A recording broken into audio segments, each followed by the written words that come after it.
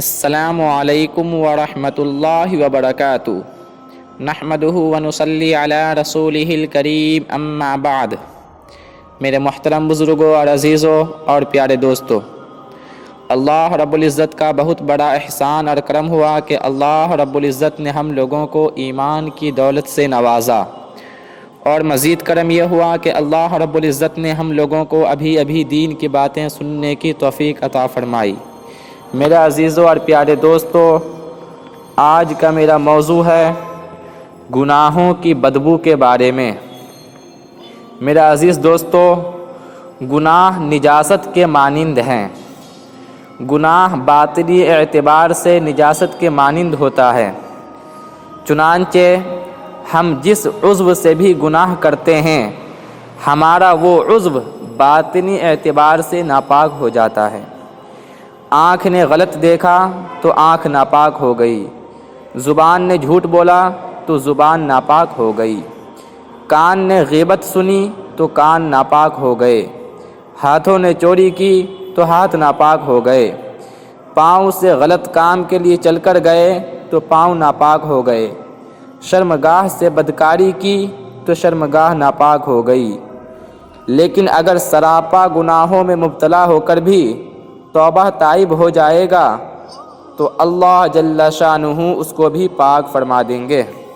نجاست کے اندر میرے عزیزوں بدبو ہوتی ہے، نجاست کے اندر بدبو ہوتی ہے، لہٰذا انسان جن اعضاء سے گناہ کرتا ہے ان اعضاء سے باطنی طور پر بدبو آتی ہے۔ حدیث پاک میں آیا ہے کہ انسان جب جھوٹ بولتا ہے تو اس کے منہ سے بدبو آتی ہے، حتیٰ کہ فرشتے اس سے تکلیف محسوس کرتے ہیں اور اس بندے سے دور چلے جاتے ہیں۔ ایک حدیث میں آیا ہے کہ جب آدمی کی وفات کا وقت قریب آتا ہے تو ملک الموت کے ساتھ آنے والے دوسرے فرشتے اس آدمی کے اعضاء کو سونگھتے ہیں۔ جن جن اعضاء سے اس نے گناہ کیے ہوتے ہیں ان اعضاء سے ان کو بدبو محسوس ہوتی ہے۔ تو جس طرح بچے ہوئے کھانے کو سونگھ کر عورتیں پتہ لگا لیتی ہیں کہ یہ ٹھیک ہے یا خراب، اگر ان میں گناہوں کی بدبو ہوتی ہے تو انہیں پتہ چل جاتا ہے اور وہ اس بندے کی پٹائی شروع کر دیتے ہیں، اور جو توبہ کر لیتا ہے، نیک کار انسان ہو جاتا ہے تو اس کے اعضاء گناہوں سے پاک ہو جاتے ہیں، لہٰذا ان سے بدبو محسوس نہیں ہوتی۔ گناہوں کی یہ بدبو صرف دنیاوی زندگی میں اور موت کے وقت ہی فرشتوں کو محسوس نہیں ہوتی، بلکہ جہنم میں جانے کے بعد بھی ان کے اعضاء سے بدبو محسوس ہوگی۔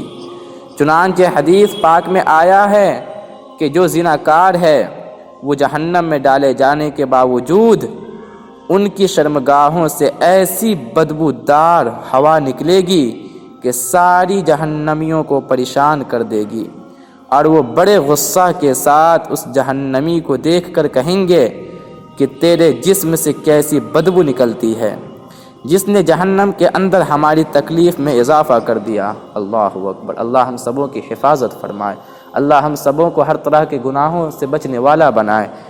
اللہ رب العزت سے دعا کرے کہ جو بھی ہم لوگوں سے گناہ ہو چکا ہے اللہ رب العزت ہمارے گناہوں کو معاف فرمائے، اور ہم لوگ توبہ کریں کہ آئندہ انشاءاللہ ہر طرح کے گناہوں سے بچیں گے۔ آمین ثم آمین۔